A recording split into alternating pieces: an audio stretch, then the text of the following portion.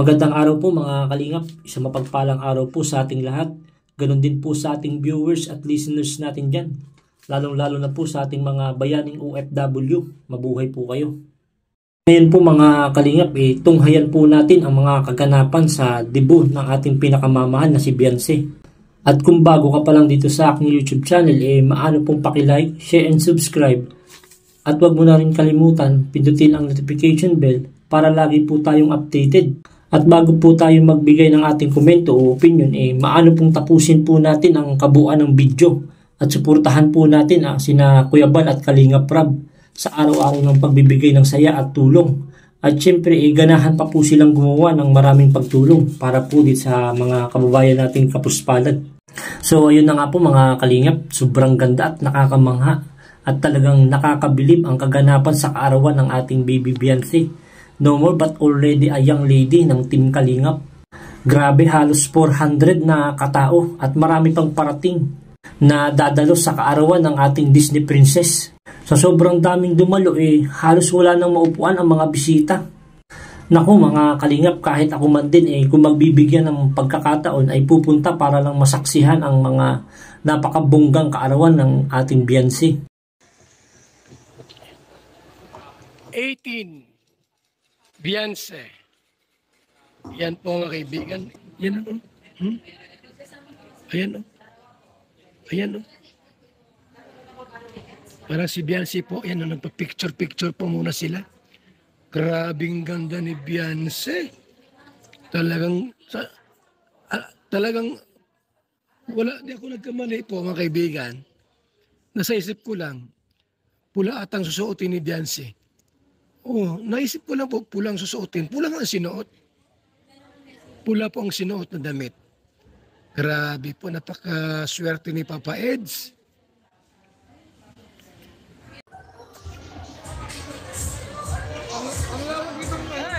Ha? Ang luwang, no? Pati yung mga dekorasyon, pagkasal talaga, oh. Parang prenup na ito, Ganda, no? Luwang nga. Hindi natin mapupuno. Puno yan. Puno yan, no? Dami na, oh. Oo, puno yan. Puno na nga, oh. Diba? Puno na, puno na.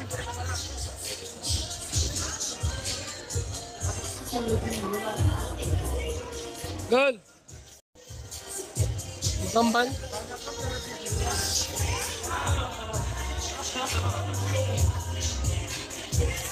Shout out po sa lahat. Yan po, ako live uli ha, mga kaibigan ha. Live ako uli ha, para makita nyo po ang mga kaganapan.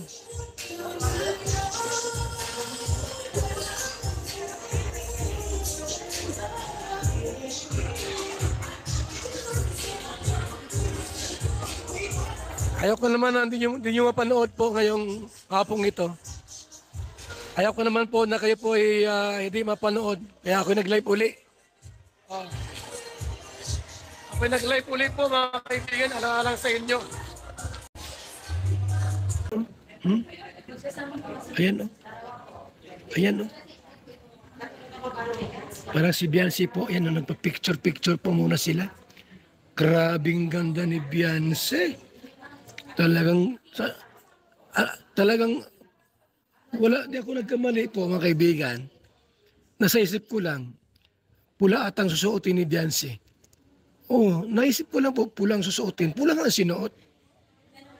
Pula po ang sinuot na damit. Grabe po, napakaswerte ni Papa Eds. Swerting-swerte si Papa Eds mga kaibigan.